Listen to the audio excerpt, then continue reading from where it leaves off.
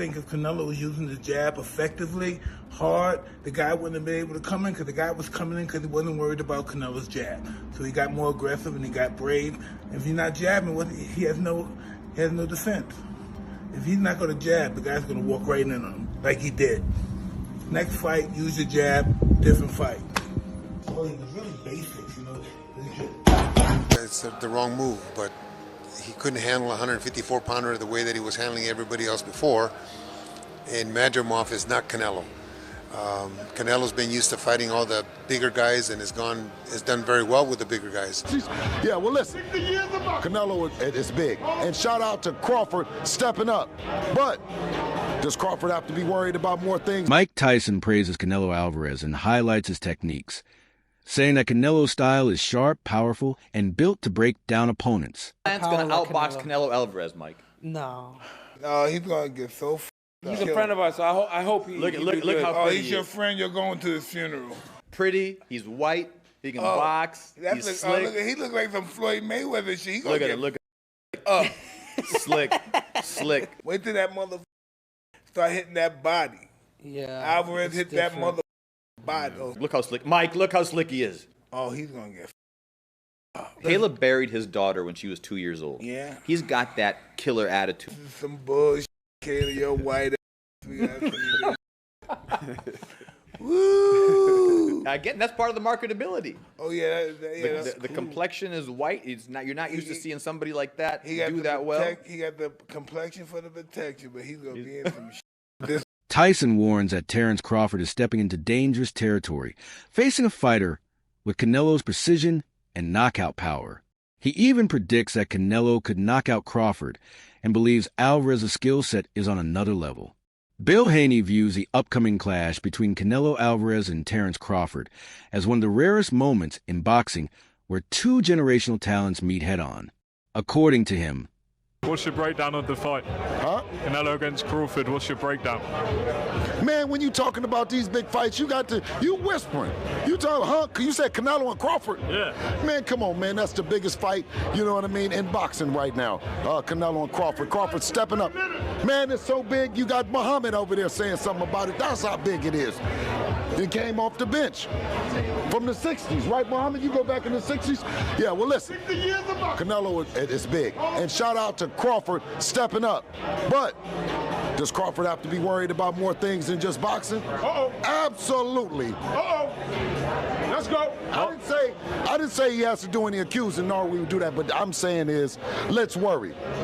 If you watch what happened to Devin just came out and said the damage is done after the fight. You can never go and repair that.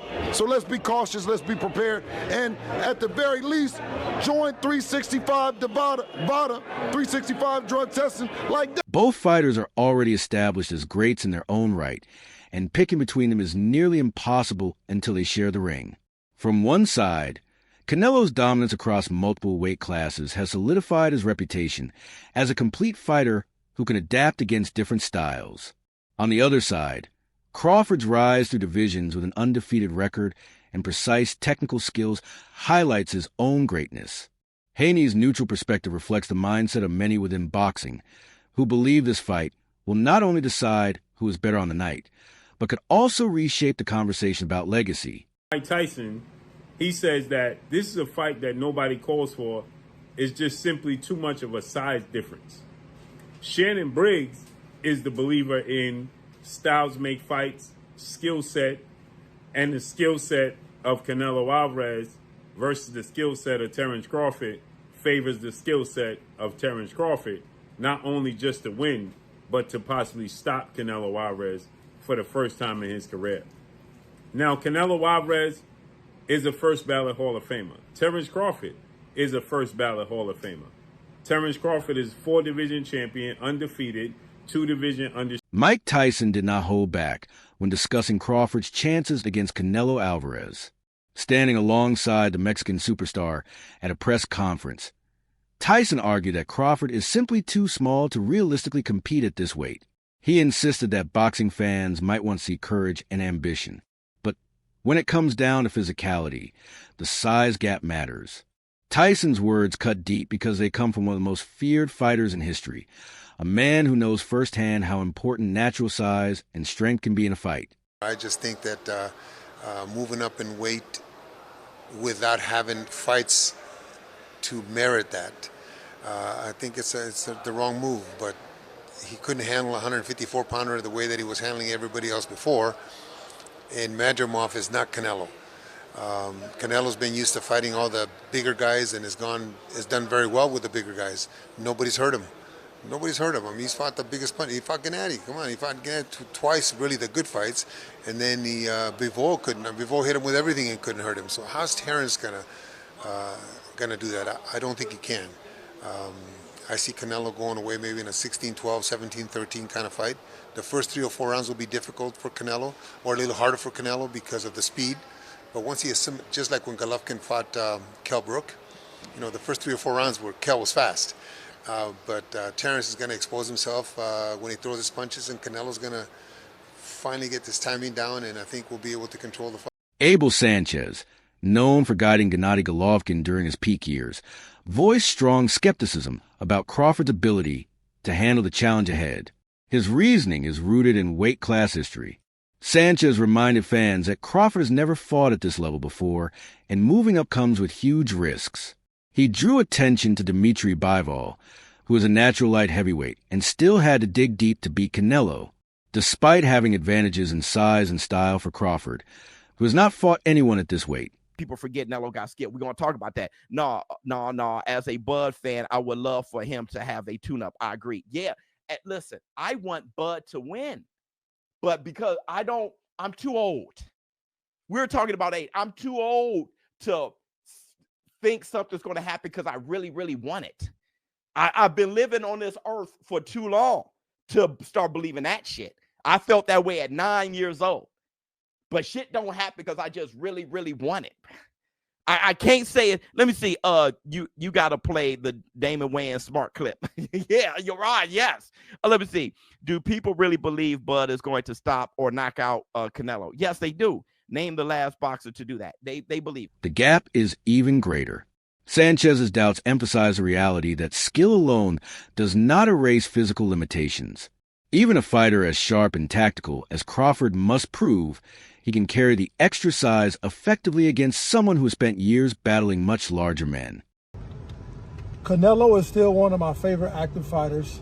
A lot of people are going to judge and say things about his last fight. I understand he didn't cut the ring, all these different things. I think everything will be the intensity. Everything is going to pick up because it's being Crawford. And I think Crawford, I know he's definitely not going to box like that, dancing around, moving around. He's going to move his feet. I think Canelo wins the fight. I think the weight does play a factor by him coming up, putting on all that weight. Canelo's been up there. He's been in the ring with serious punchers before and been hit clean by those guys, clean on the chin, didn't budge, didn't break. I don't see Crawford having that type of punching power like was it Bivol, Triple G, guys like that. So I think that for me, I think if Canelo Crawford has to box and not care to want a crowd please. He has to stick and move. If he sits there too long with Canelo, I think Canelo, his defense is great. He'll be able to withstand it and take him in deep waters and win the fight. Besides being a boxing coach, you're an expert in strength and conditioning. Yes, sir. Crawford never fought more than 154. Mm-hmm. Do you think bulking up, obviously he's bulking up, we've seen the picture, he's moving up from 147, 54, 60, 68, he's going to gain 15, 20, 30 pounds. For sure. Will that slow him down by around 5, 6, 7? The heart, the muscle, the oxygen you take. I mean, if your body's not used to fighting it at that size, it doesn't not make a difference. It depends on what type of strength and conditioning you're doing too, though. So when you do explosive stuff and things like that, plyometrics is different. But he has to bulk up, so he has to lift a little bit of weight. I'm pretty sure he has people with the knowledge and the proper money that he has to get the right people to do the right things. But I still think that putting on that much muscle mass is going to be effective when it comes, like you said, the oxygen to the blood. So he could gas out halfway through, or maybe stay at the lower weight class. Don't bulk up and just be yourself.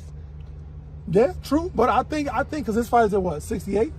But Canelo's not going to be 168 on fight night. Hell no, he's going to be almost 180 something, probably almost 90 something. So that's going to be a difference. That's almost like when Canelo fought Belanga. This perspective highlights the razor-thin margin between ambition and danger in boxing. Show the adult expressed a conflicted stance, revealing that while he personally supports Crawford and hopes for his victory, his knowledge of the sport forces him to acknowledge the uphill battle. He made it clear that boxing cannot be judged on emotion alone.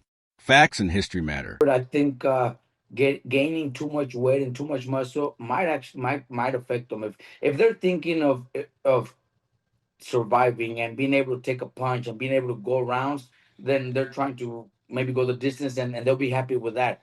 But I think Crawford's natural talent, Mayweather had it. You know, you guys were just mentioning right now that he doesn't. Crawford Mayweather never needed to gain weight and never needed to be heavy to be able to beat those bigger guys. I think Crawford's skills. We give Crawford a chance because we know how good he is, how his skills, his speed, his combinations. But if he's gaining so much weight, he might not be able to do those. He might not be able to have those same skills when it comes to his speed, his footwork because of the weight. So we'll see. I just hope he's not just training and getting big to survive and go the distance, because maybe that's a win for him. Maybe he's thinking, if I go the distance with him, that's a big win for me. So I just hope not. I expect Crawford to actually pull up some runs and maybe even pull up the fight. But if he's too heavy, too big, he's gonna get hit, and he's gonna have to exchange punches, and that's where the danger. Crawford's skill set is extraordinary, but when analyzing size, weight, and experience, the equation tilts toward Canelo. This reflects a broader truth about boxing analysis. Fans may wish for one outcome, but must accept the realities of the matchup. Right now, boxing is hanging on a thread. If Canelo Alvarez and Terence Crawford pulls a Manny Pacquiao versus Floyd Mayweather, there's no turning back. In this side of the pond, boxing is dead. Look, a lot of things is going to Saudi Arabia. David Benavidez, one of the phenoms in the sport of boxing, going to be performing in Saudi Arabia. Devin Haney going to be performing in Saudi Arabia. Just put this. Jerome Boots Ennis versus Virgil Ortiz, if it would have came to fruition, was going to happen in Saudi Arabia. Boots Ennis, and Tio could have happened in Saudi Arabia. Devin Haney versus Ryan Garcia was going to happen in Saudi Arabia. So a lot of these big fight that it was planned was not going to be here. It's not going to be here. So for networks to trust the sport of boxing once again, this fight between Canelo Alvarez versus Terence Crawford, whoever you pick, whoever you support, is more than just wins and losses. Doesn't matter. The fight has to win. Doesn't matter if Canelo Alvarez, doesn't matter if Terence Crawford win, lose. The fight has to win. Just like when it was Hagler versus Hearns on a Monday, prime time. Prime time. That was a fight on a Monday, prime time, free TV. They put up a wonderful performance to this day. People still remember, and it was only 3 rounds. Canelo Alvarez and Terence Crawford, they better show out and entertain. Because if they lay an egg... His view underscores how difficult it is to separate hope from honest assessment. Boxing coach Dion Elam made his prediction with certainty. Canelo Alvarez will win. He pointed to Canelo's history of sparring with and fighting much bigger men as a key reason for confidence. Elam noted that Canelo has absorbed heavy punches from naturally larger fighters and continued to march forward, a quality that cannot be overlooked when discussing a matchup against a smaller opponent.